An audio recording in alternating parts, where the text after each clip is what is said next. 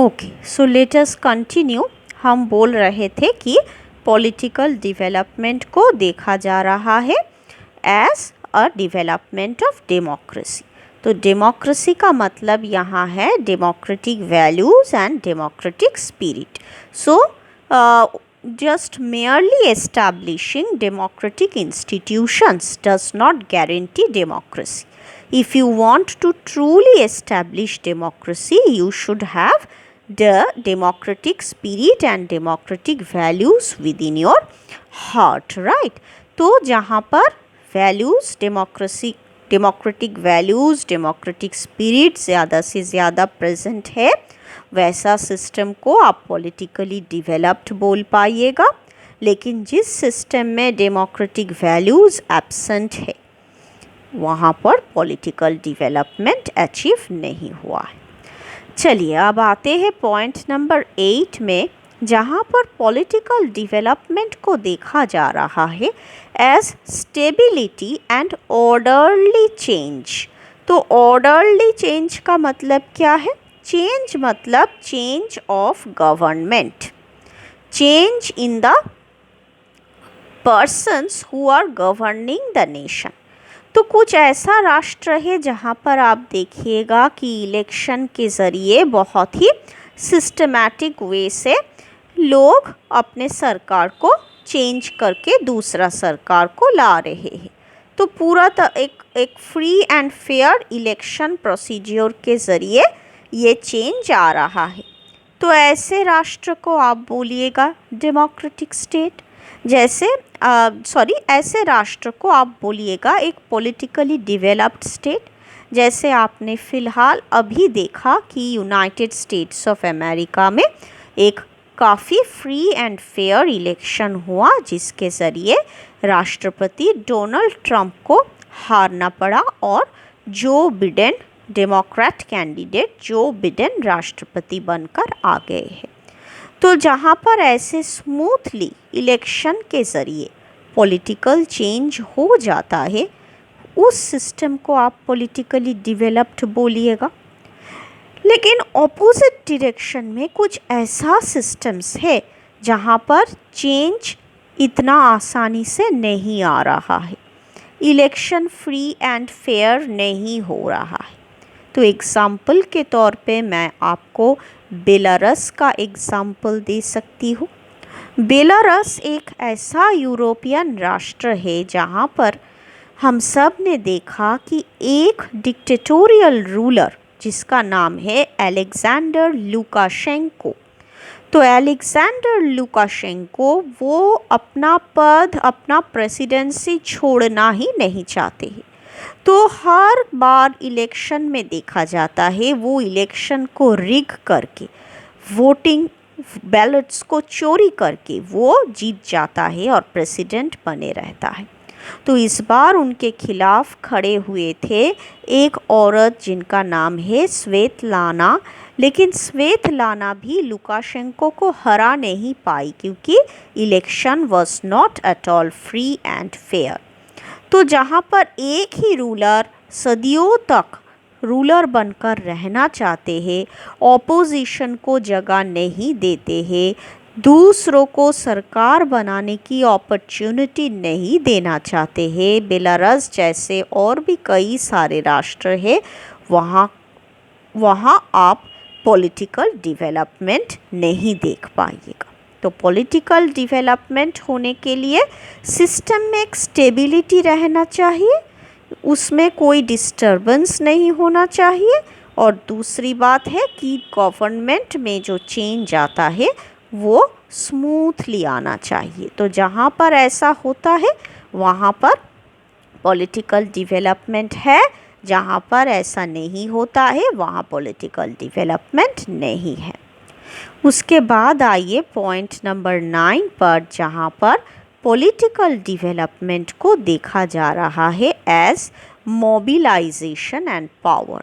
तो मोबिलाइजेशन का मतलब आप जानते हैं, मास मोबिलाइजेशन, लोगों को एक खास विषय पर एक मंच पर लाकर जब उनको ऑर्गेनाइज करके कोई मूवमेंट में शामिल किया जा सकता है, दैट इज़ मोबिलाइजेशन। और पावर का मतलब है पीपल्स पावर, यानी आम जन के हाथों में कितना पावर है। तो आइए देखते हैं। This view links political development with the capabilities of a political system, that is the ability of the political system to mobilize the resources, exercise power and to use the resources to the fullest advantage। तो एक राष्ट्र को, एक political system को अपने अंदर जितने भी संपदा है, जितने भी रिसोर्स है, उनको इस तरह से इस्तेमाल करना चाहिए ताकि वो ज़्यादा से ज़्यादा लोगों के हित में काम आए, लोगों की स्वार्थ के लिए काम आए, और साथ में उसको अपना पावर इस तरह से एक्सरसाइज करना चाहिए। पॉलिटिकल लीडर्स, जो लोग लेजिस्लेचर में बैठे हैं, जो लोग एग्जीक्यूटिव को कंट्रोल कर रहा है, उनको पावर इस तरह से एक्सरसाइज करना चाहिए ताकि वो पावर हर किसी के काम में आए। पावर का गलत इस्तेमाल नहीं होना चाहिए। अगर ऐसी बात है तो पॉलिटिकल डेवलपमेंट हो रहा है, लेकिन अगर पावर का गलत इस्तेमाल हो रहा है, अगर रिसोर्सेज का मोबिलाइजेशन सही नहीं हो रहा है, रिसोर्सेज लोगों की हित में इस्तेमाल नहीं हो रहा है, तो मतलब पॉलिटिकल डेवलपमेंट नहीं हो रहा है। उसके बाद चलिए 10th पॉइंट में, जहाँ पॉलिटिकल डेवलपमेंट को देखा जा रहा है as one aspect of a multi dimensional process of social change. तो यहाँ आके पॉलिटिकल डेवलपमेंट सोशल चेंज के साथ लिंक्ड हो जाता है, सोशल चेंज के साथ जुड़ जाता है। तो multi dimensional process of social change, तो सोशल चेंज के कई डायमेंशंस, कई पहलू होते हैं, और कहा जाता है कि पॉलिटिकल डेवलपमेंट सोशल चेंज की वो सारे पहलुओं में से एक पहलू है। This view of political development holds that all forms of development are related। तो पॉलिटिकल डेवलपमेंट का ये जो व्यू है, ये पॉलिटिकल डेवलपमेंट को आइसोलेट करके या दूसरे सामाजिक क्षेत्र से अलग करके नहीं देखता है। इस व्यू के अनुसार सोसाइटी के सभी क्षेत्र में डेवलपमेंट के साथ पॉलिटिकल डेवलपमेंट भी लिंक्ड होता है। तो कैसे? देखिए, development is much the same as modernisation and it takes place within a historical context in which influences from outside the society impinge on the processes of social change, just as changes in different aspects of a society, the economy, polity and social order all impinge on one another। तो इसका क्या मतलब हुआ? Development को यहाँ पे देखा जा रहा है मॉडर्नाइजेशन के हिसाब से। तो मॉडर्नाइजेशन मतलब आधुनिकता। एक सिस्टम कितना मॉडर्न है, एक पॉलिटिकल सिस्टम अपने नागरिकों को कितना मॉडर्न फैसिलिटीज़, कितना मॉडर्न एमिनिटीज़ ऑफर कर रहा है।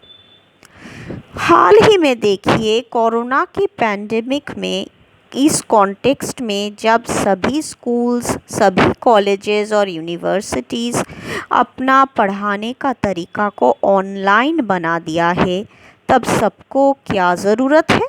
Internet connection free from disturbance and interruption. तो एकदम डिस्टर्बेंस फ्री इंटरनेट कनेक्शन सबके घरों में होना ज़रूरी है अगर बच्चों को पढ़ना है, ऑनलाइन क्लासेस करना है। तो क्या मेरे पॉलिटिकल सिस्टम ने सब घरों में इंटरनेट फैसिलिटी पहुंचाने में कामयाब हुआ है? अगर हाँ, तो इसका मतलब मेरा स्टेट पॉलिटिकली डेवलप्ड है, पॉलिटिकली मॉडर्नाइज्ड है। और अगर ना, तो हमारा राष्ट्र पॉलिटिकली मॉडर्नाइज्ड या डेवलप्ड नहीं है। हाल ही में देखा जा रहा है कि सब कुछ ऑनलाइन बन गया है। जो भी पेमेंट्स है वो डिजिटल पेमेंट्स है, जो भी बैंकिंग कामकाज है वो ऑनलाइन बन गया है। ग्रोफर्स, बिग बास्केट जैसे ऐप्स आए हैं जिसके ज़रिए आप ग्रोसरीज भी ऑनलाइन खरीद रहे हैं। आपको अगर कोई ड्रेस खरीदना है वो भी आप ऑनलाइन शॉपिंग के ज़रिए कर रहे हैं। यहाँ के मेडिसिन्स और वेजिटेबल्स भी ऑनलाइन आपको खरीदना है। तो इतना ऑनलाइन, तो इसके लिए लोगों के अंदर कंप्यूटर लिटरेसी ज़रूरी है। तो क्या आपके सिस्टम सभी बच्चों को, सभी इंसानों को, सभी बड़े बुजुर्ग और बच्चों को एक समान तौर पे कंप्यूटर के बारे में नॉलेज देने में समर्थ है? अगर है तो आपका सिस्टम पॉलिटिकली मॉडर्नाइज्ड है, और अगर नहीं है तो इसका मतलब आपका सिस्टम पॉलिटिकली मॉडर्नाइज्ड नहीं है। तो इसका मतलब ये हुआ कि जो सिस्टम अपने नागरिकों को ज़्यादा से ज़्यादा मॉडर्न फैसिलिटीज़ देने में कामयाब है, वो सिस्टम उतना ज़्यादा डिवेलप्ड है। और ये सब होता है एक पर्टिकुलर हिस्टोरिकल कॉन्टेक्स्ट में, जो कॉन्टेक्स्ट आपके सोसाइटी के दूसरे क्षेत्र में भी चेंज को इंट्रोड्यूस करने में कामयाब हो जाता है। तो इसका क्या मतलब हुआ? आपके सोसाइटी में इकोनॉमी में चेंज आना चाहिए, पॉलिटी में चेंज आना चाहिए, और पूरा सोशल ऑर्डर जो है उसमें भी चेंज आना चाहिए। तो अगर आपके राष्ट्र में पॉलिटिकल मॉडर्नाइजेशन सही मायने में हुआ है, तो आप देखिएगा आपके राष्ट्र की इकोनॉमी में, वहाँ की सोशल और कल्चरल ऑर्डर में भी अपने आप मॉडर्नाइजेशन और डेवलपमेंट आ जाएगा। कैसे? मैं आपको एक सिंपल सा एग्जाम्पल देती हूँ। अगर आज इंडिया की सब घरों में, गांव में भी, डिस्ट्रिक्ट में भी, घर घर में इलेक्ट्रिसिटी पहुंच पाता है, इंटरनेट कनेक्शन पहुंच पाता है, तो इस पॉलिटिकल डेवलपमेंट से कैसे इकोनॉमी में डेवलपमेंट आएगा? हर घर में बच्चे और बड़े लोग भी इंटरनेट की मदद से, कंप्यूटर नॉलेज की मदद से सभी कामकाजों को ऑनलाइन कर सकते हैं। तो ऑनलाइन कामकाज करने से आपका काफ़ी रिसोर्स बच जाता है। कैसे? मान लीजिए आजकल कॉलेज में सब वेबिनार हो रहा है, मतलब ऑनलाइन सेमिनार हो रहा है। तो अगर एक सेमिनार को एक कॉलेज प्रेमिस में एक हॉल को किराए पर लेकर सबको इकट्ठा करके, एक्सपर्ट लोगों को वहाँ पे मौजूद करके एक सेमिनार करना पड़े, तो उसके लिए जितना पैसा खर्चा होगा, अगर एक ऑनलाइन वेबिनार किया जाएगा तो उससे कई कम खर्चा में ये सेमिनार आपका ऑनलाइन हो सकता है। तो इसका मतलब आपके पास जो रिसोर्स है उसको आपने बचाकर खर्चा किया, अगर आपने ऑनलाइन और डिजिटल प्लेटफॉर्म्स का इस्तेमाल किया तो। लेकिन डिजिटल प्लेटफॉर्म्स का इस्तेमाल आप तब भी कर पाएंगे जब आपके राष्ट्र आपको वो फैसिलिटी देगा।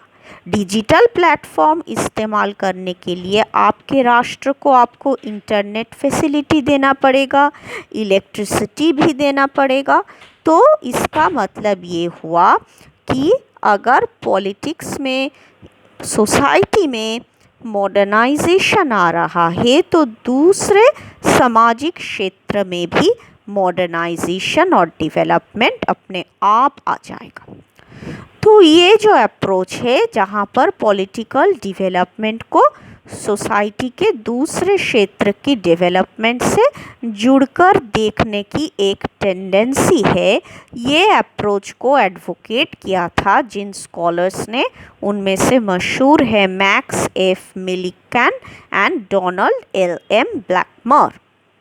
ओके, बिसाइड्स दिस, तो ये सब जो अप्रोचेस अब तक मैंने आप लोगों के साथ डिस्कस किया, इन अप्रोचेस के अलावा भी कुछ और इम्पॉर्टेंट अप्रोचेस है जिसके बारे में मैंने बहुत ही संक्षेप में आपके नोट्स में रखा है, जैसे कि besides these 10 different approaches to the conceptualization of political development, there are other possible interpretations. तो कुछ और भी इसका मीनिंग हो सकता है.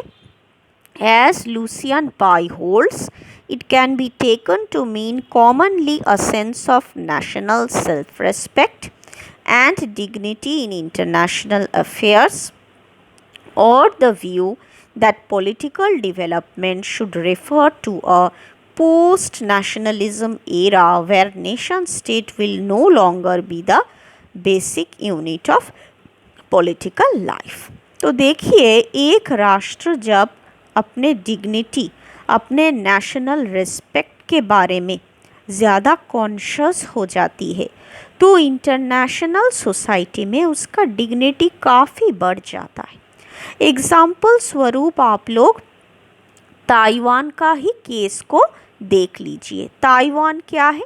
एक छोटी सी राष्ट्र जिसको चाइना ने हमेशा दबा कर रखने की कोशिश किया है और चाइना, मेनलैंड चाइना का एक अंदरूनी हिस्सा के हिसाब से दुनिया के सामने पेश करने की कोशिश किया था. तो ताइवान की इंडिपेंडेंस, ताइवान की सॉवरेनिटी को चाइना ने हमेशा दबा दिया था, ये बोलकर कि ताइवान तो असल में चाइना का ही हिस्सा था और चाइना इसे और एक बार फिर से अपने कब्जे में कर लेगा. लेकिन ताइवान ने अपने पॉलिटिकल डेवलपमेंट के ज़रिए दुनिया के सामने साबित कर दिया है कि उसका भी एक डिग्निटी है. ये जो कोरोना का पैंडेमिक, ये इतना देशों में इतना परेशानियां क्रिएट कर रहा है, लेकिन ताइवान में सिर्फ 543 लोग इस बीमारी से घायल हुए थे और बहुत ही कम लोग मारे गए. तो जिस तरीके से ताइवान ने इस पैंडेमिक का मुकाबला किया, इस कोरोना वायरस को हैंडल किया और लोगों को इसके शिकार होने से बचाया, उससे ही साबित हो गया कि वो पॉलिटिकली, सोशली कितना डेवलप्ड है और इसी से ताइवान का दर्जा इंटरनेशनल रिलेशंस में काफ़ी ऊंचा हो गया. तो यहाँ पर लुसियन डब्ल्यू पाई यही बताने की कोशिश कर रहा है कि अक्सर एक स्टेट की नेशनल डिग्निटी, उसका रेस्पेक्ट इंटरनेशनल सिस्टम में बढ़ जाता है उसकी पॉलिटिकल डेवलपमेंट के ज़रिए.